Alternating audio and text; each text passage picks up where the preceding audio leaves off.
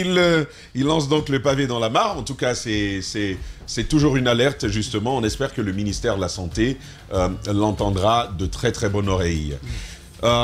Jacques, il y a quand même cette petite actualité, c'est inédit hein, depuis le début du procès. Oui. Amadou Damaro Camara qui porte plainte contre Ali Touré. Oui, vous savez, je le disais la dernière fois, Damaro a fait le choix d'affronter la CRIEF. Il vient, il explique clairement les choses. C'est une démarche qui devrait inspirer d'ailleurs d'autres. Et puis, il voit que ses droits sont violés. Il essaye, n'est-ce pas, de réclamer justice. Et là, il porte plainte pour insuffisance professionnelle. Déjà, on peut expliquer un peu ce qu'il comprend par insuffisance professionnelle. Lorsque la dernière fois, la Chambre... Parce que l'acte de la plainte est bien accessible aujourd'hui. Oui, la plainte est accessible. Ce que j'étais en train de dire, la Chambre de jugement a ordonné sa mise en liberté. Et selon des spécialistes du droit qu'on a entendus, en principe, lorsque la Chambre de jugement ordonne la mise en liberté conditionnelle, bien sûr, d'un prévenu, la logique voudrait que le procureur accepte d'abord à cette demande, c'est-à-dire qu'il sorte de prison. S'il veut maintenant interjeter appel, il peut interjeter appel, les débats peuvent se tenir. Si au bout des débats, il est établi que le procureur est dans ses droits et donc il a suffisamment d'arguments pour justifier le maintien en prison du prévenu, en ce moment, on peut ramener la personne qu'on a sortie de prison donc dans sa cellule à la maison centrale. Mais si il n'a pas suffisamment d'arguments pour justifier son maintien en prison, en ce moment, le prévenu qui a été libéré ainsi par la Chambre de jugement reste chez lui. Le procès peut continuer, mais il reste chez lui, donc placé sous contrôle judiciaire pour continuer à répondre des faits qui lui sont reprochés. Sauf que ce jour, je vous l'avais dit d'ailleurs, le parquet spécial était en discussion. L'ensemble des procureurs qui composent ce parquet étaient en discussion pour voir quelle démarche tenir finalement, quelle position adopter dans le dossier. Celui qui a le dossier, c'est un substitut du procureur et qui finalement va avoir, semble-t-il, l'instruction du procureur spécial de relever appel. Vous allez voir que toute la matinée de ce jour, je ne me rappelle plus clairement c'était à quelle date la décision a été rendue, mais toute la matinée, aucune décision n'avait été prise. Donc, on se demandait toujours est-ce que Damaro était déjà sorti. Justement. Il y a même certains qui disaient est-ce qu'il n'est pas déjà à la maison. Et puis après, dans l'après-midi, on apprend que le parquet spécial a relevé appel. Donc, c'est ce que Damaro estime comme une insuffisance professionnelle. Le fait qu'on ne l'ait pas laissé d'abord sortir, puisque c'est devant la Chambre de jugement qu'il a demandé une mise en liberté, et puis il l'a obtenu. Quand il l'obtient, je ne suis pas spécialiste du droit, mais certains spécialistes du droit disent la logique voudrait qu'il sorte d'abord et toute démarche qui doit être entreprise après pouvait être entreprise et voir finalement la décision qui pouvait être prise devant la chambre d'appel. Alors, aujourd'hui, on va voir finalement ce qui va se passer, le traitement qui sera réservé à cela. Ce n'est pas pour la CRIEF, c'est pour la première fois on porte plainte pour insuffisance professionnelle contre Ali Touré. Mais vous savez, nous aussi, nous avons une plainte comme ça pour insuffisance professionnelle. Ah oui? Oui, bien sûr. Ah oui? Oui, monsieur Mara a porté plainte pour insuffisance professionnelle. Ah oui, c'est vrai, c'est vrai. Donc, c'est vrai. Il y en a deux. C'est pas possible. D'accord. Le guerroyeur. Non, dans le dossier qui nous avait posé, voilà, le procureur général, près la cour d'appel de Conakry, oui, nous l'avons assigné devant le Conseil supérieur de la magistrature pour justement insuffisance professionnelle. Et on attend d'ailleurs toujours, parce que je n'ai reçu qu'un seul appel me demandant curieusement si je désistais. Je dis non. Je ne désiste pas. Je veux bien qu'on s'explique. Et j'attends encore cela. Mais il y a une deuxième plainte qui est déposée depuis lundi. Cette fois-ci contre le premier président de la Cour d'appel. D'accord. Lui, il a fait quoi? Non, tu sauras bien. On reviendra, ça. On va finir avec le cas d'Amaro parce que ça... Tu sauras bientôt. Donc... c'est le seul moyen que nous avons en tant que citoyens. C'est le Conseil supérieur de la magistrature qui a quand même eu beaucoup de courage ces derniers temps, puisqu'on a vu, même quand le ministre tout-puissant Charles prenait des décisions contre certains magistrats, lorsqu'on a envoyé les dossiers à ce niveau, il y a eu de la clairvoyance dans la démarche et les décisions qui ont été prises, en tout cas de l'appréciation de ceux qui sont encore dans ce milieu, mais également de l'opinion, c'était des décisions courageuses. On va donc voir ce qui en sera avec le cas d'Amaro. On va donc voir ce qu'il en sera.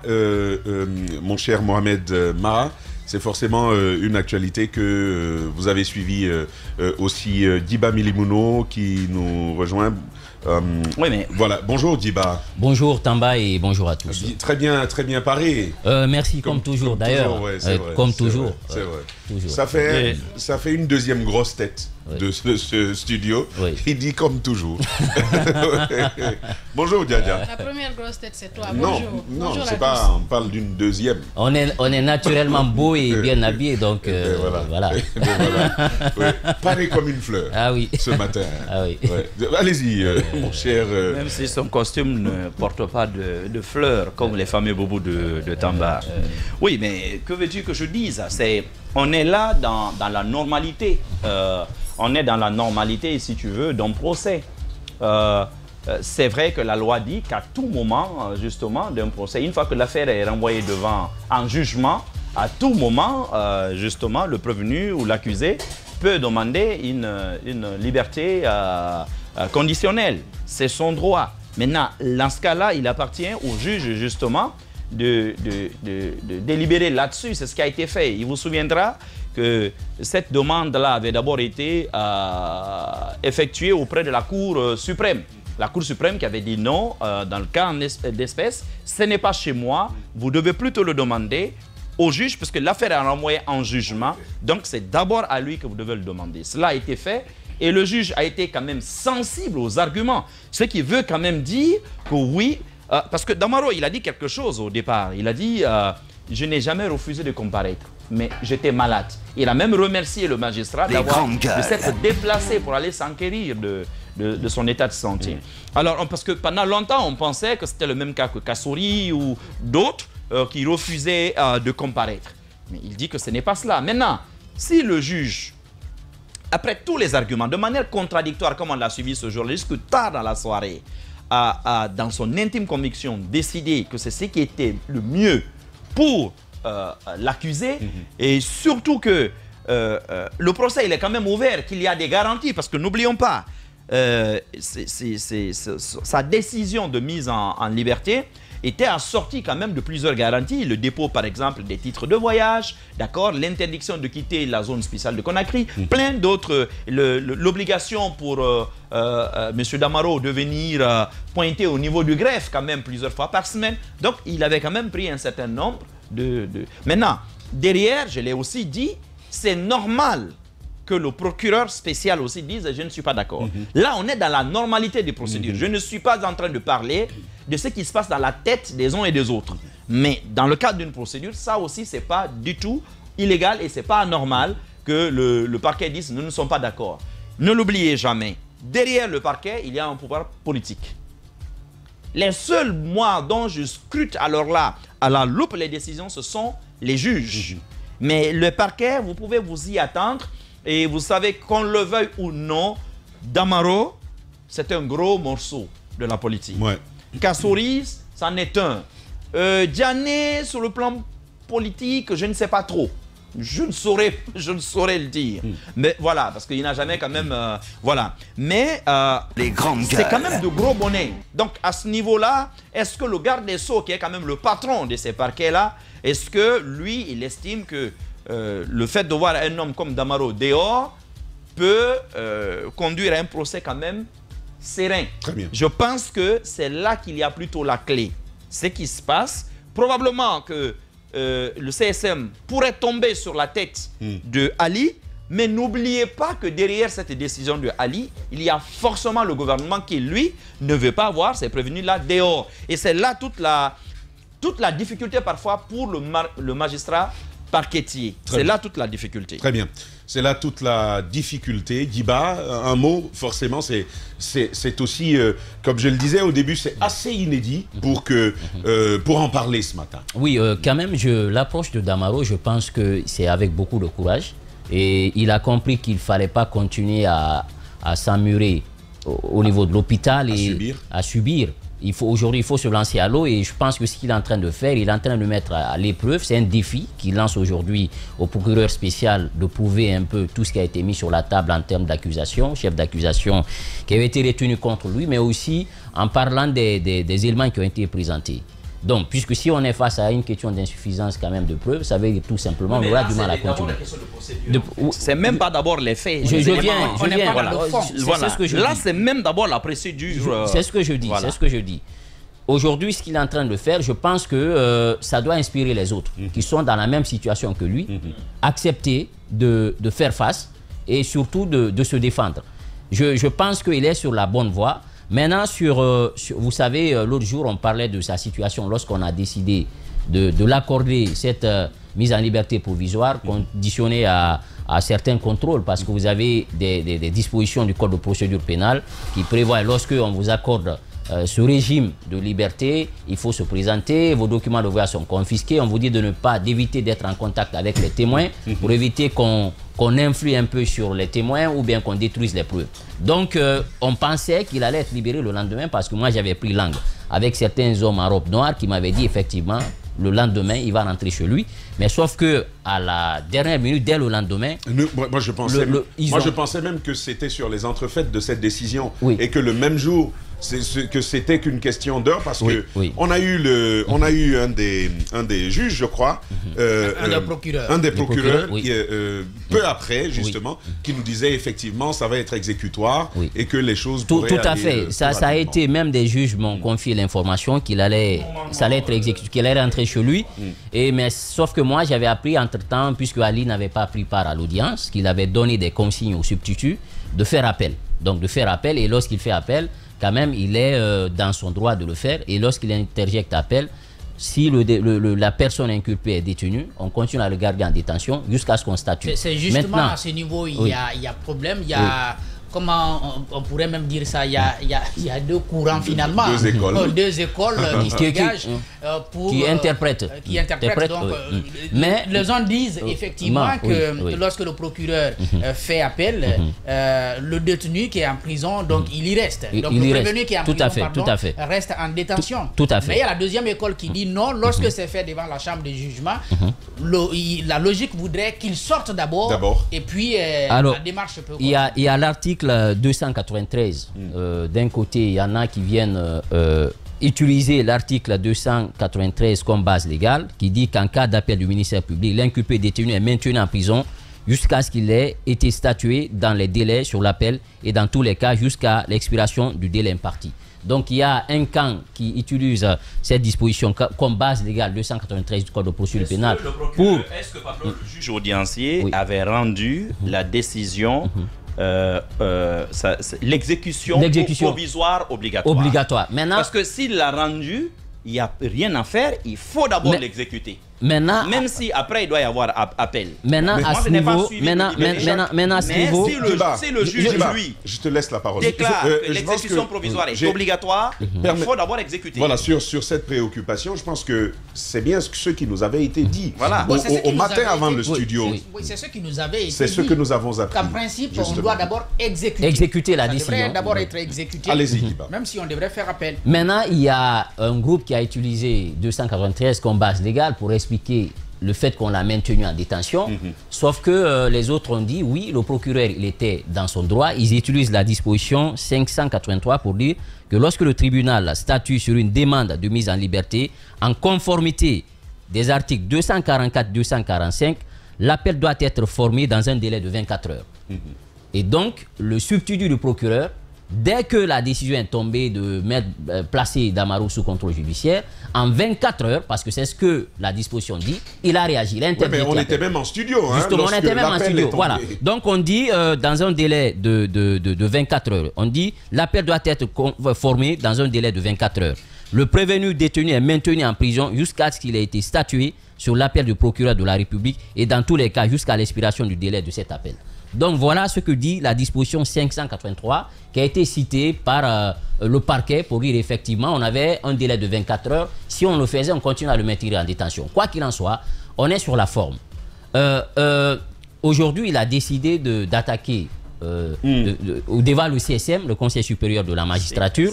Il faut rappeler que en matière disciplinaire, dans une telle situation, le président et le ministre de la Justice ne siègent pas. Ce sont les autres qui vont siéger pour une question d'indépendance entre guillemets. Mais sauf qu'aujourd'hui, à l'allure où vont les choses, nous tous, on s'attendait quand même au même titre que Michel Kamano, qui a lui bénéficié quand même de ce régime. On l'a une faveur. Il est même sorti du pays, il est allé se faire soigner. Zé Farel, la même chose, alors qu'il y a une disposition qui dit que les personnes qui sont poursuivies dans des conditions semblables et pour les mêmes faits doivent être jugées selon les mêmes règles. Ce qui nous amène aujourd'hui à dire, est-ce que le cas Damaro, est-ce que le cas Kassori Fofana, c'est un acharnement? C'est tout simplement parce qu'on ne veut pas les voir dehors, sachant que quand même ce sont deux crocodiles. La difficulté avec la thèse de l'acharnement, et c'est toute la difficulté qu'on en a depuis le début, c'est que les actions du procureur Ali Touré s'adossent à la loi. À la loi, justement. C'est ce qu'on dit. Que l'on a. Mais aujourd'hui, c'est qu'il vient d'évoquer. Peut-être que le problème, c'est d'ajouter Kassori à la liste. Mais Damaro est poursuivi pour les mêmes faits que Michel Kamano, Zé Farel, et je crois qu'il y a une troisième personne. Le Chinois. Le Chinois. Ils sont poursuivis pour les mêmes faits. C'est pas parce que lui, il était président qu'il doit être justement, différent. c'est là le problème. Donc, vous avez au moins sur la liste 3 personnes qui sont en liberté, donc qui sont sous contrôle judiciaire. Et lui, il est sous mandat de dépôt. Mais justement. Pourquoi le cas... Moi, je ne défends pas Ali, mais logiquement...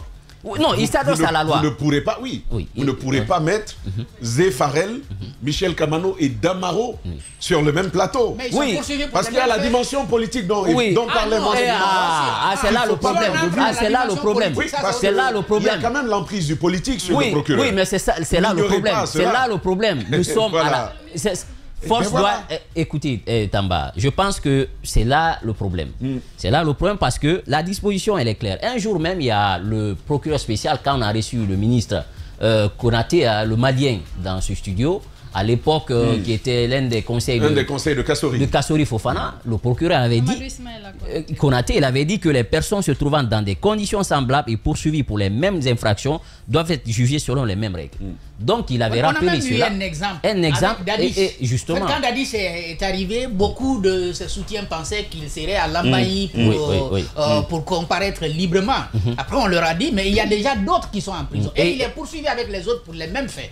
Pourquoi, si les autres sont en détention, il était normal que Dadis voilà. soit détenu. C'est une question aussi de bon sens parce qu'au sein de l'opinion aujourd'hui, parce qu'il ne faut pas oublier que l'opinion devient de plus en plus exigeante par rapport au pouvoir public, par rapport à l'appareil exécutif et aussi judiciaire.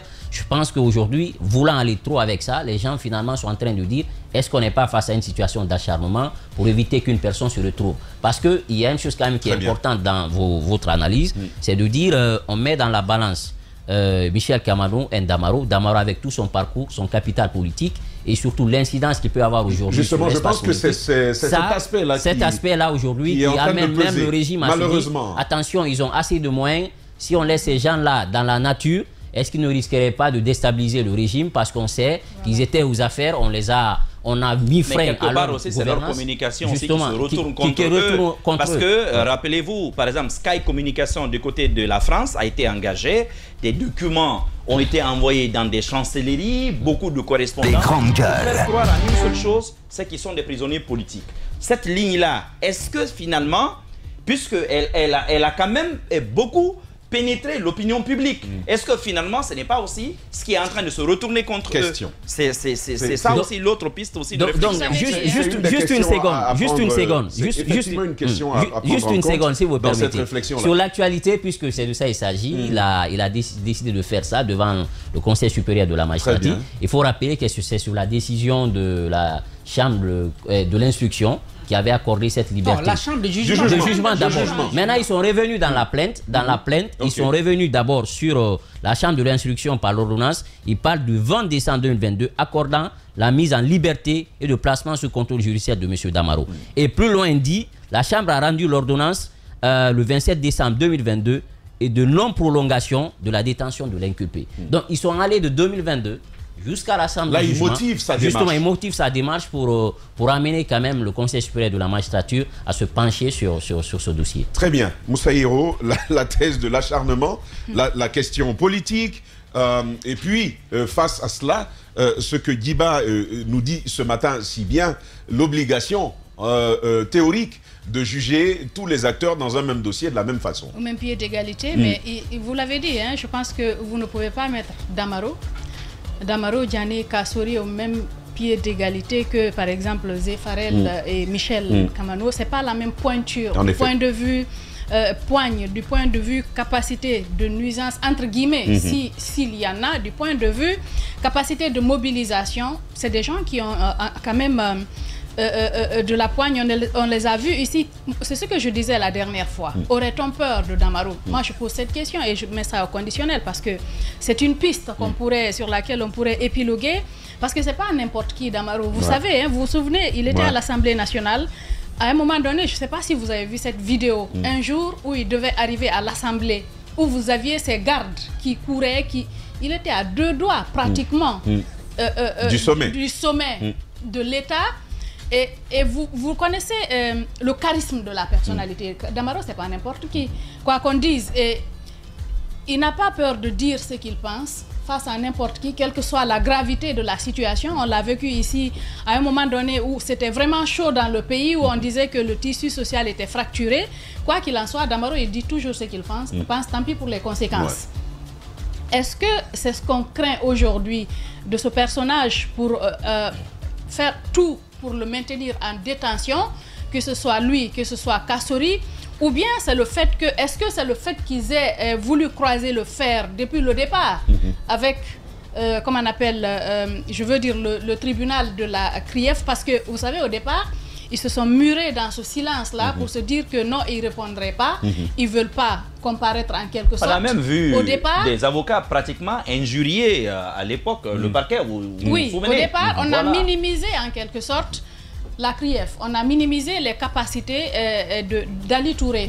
On ne savait pas jusqu'où il pouvait aller, ce qui fait que vous avez vu les appels à répétition. À un moment donné, les Kassori... C'est vrai que ça avait frisé l'arrogance à un moment, surtout avec les premiers conseils qu'on avait reçus. Le Malien, le Sénégalais. Le Malien est venu, les gens ils ont pensé qu'avec un battage médiatique, on pouvait vraiment faire fléchir la CRIEF, Ali Touré notamment.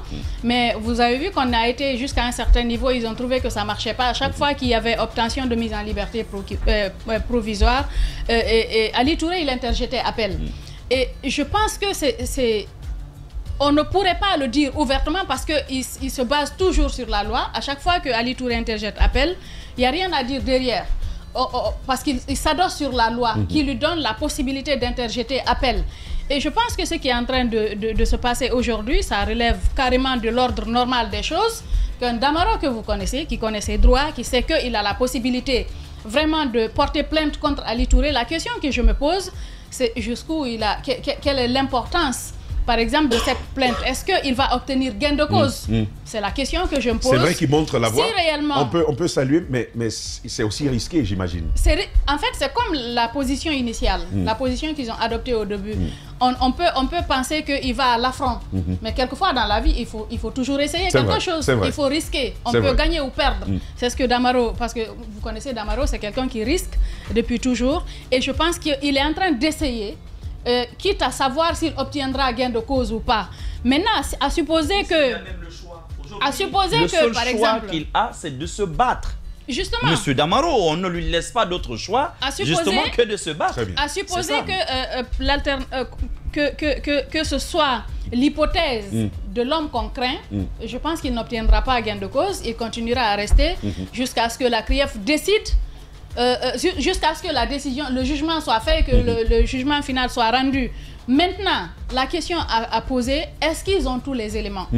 Est-ce qu'on ne va pas nous refaire le jeu qu'on a fait par rapport au cas Kassori, où vous avez un dossier et jusqu'à pratiquement plus d'une année, ils sont détenus depuis 18 mois, n'est-ce pas? Le cas Kassori, par exemple. Plus d'une année après, vous n'êtes pas parti faire des enquêtes au cours du compte. Non, ça c'est même le cas d'Amaro. C'est le cas d'Amaro, justement. Oui, le cas d'Amaro, c'est vrai. Justement. Le cas d'Amaro à la Banque centrale. 18 mois après, vous n'êtes pas parti enquêter autour du compte concerné. Ça suscite des interrogations. C'est vrai. Ça suscite des interrogations et ça nous amène sur la piste qui voudrait dire qu'on craint la personne et que c'est pour cela qu'on la maintiendrait en détention. Sinon, nous n'avons rien contre le fait que quelqu'un qui a dirigé, qui a gouverné, a la redevabilité des comptes. Il doit rendre compte, mais faudrait-il que ce soit sur des bases légales, qu'on ait des éléments tangibles, palpables, qui prouvent que réellement, il y a eu détournement. Que réellement il y ait détournement, Jacques, une minute s'il te plaît. Oui, rapidement, oui. Ce que je voudrais dire, c'est que le Conseil supérieur de la magistrature est composé de magistrats. Donc là, ce sont des magistrats qui sont mis devant leurs responsabilités. Ça a été toujours ma ligne dans cette histoire-là. Lorsque les magistrats rendent leurs décisions, évidemment, si l'État venait à bloquer une telle décision, finalement, l'opinion le saura. Et je pense que de manière très indépendante, je ne dis pas que le CSM a l'obligation de statuer en faveur de Damaro. C'est si seulement les arguments que Damaro apporte sont justes, à ce moment, le CSM pourra statuer en sa faveur. En effet. Donc, mais si le CSM statue en faveur de Damaro, nous serons tous là pour être au courant, même si les grandes gueules, les décisions du CSM ne sont pas rendues publiques, oui, mais on peut le savoir à travers les avocats. On a quand même l'information. On le saura, on a toujours su, lorsque ça se passe là-bas, à travers les avocats, on le saura. Maintenant, si c'est statué aussi en faveur d'Ali Touré, il faudra tout simplement comprendre ça comme une décision des magistrats et non une décision de l'État. Parce que les magistrats ont quand même la responsabilité, Guiba l'a rappelé, le président, le ministre de la Justice, il ne siège pas en matière disciplinaire. C'est le premier président de la Cour suprême et d'autres qui sont membres qui statuent. Donc on peut supposer que c'est de manière indépendante qu'ils agissent. Ils sont donc mis devant leurs responsabilités. Ils sont donc mis devant leurs responsabilités. On va marquer, on va faire cette petite virgule. Et tout à l'heure, justement, on aborde la question des jeux du hasard. Jacques Léo Aleno, Mohamed Mara se sont intéressés à un dossier particulier, un dossier sulfureux.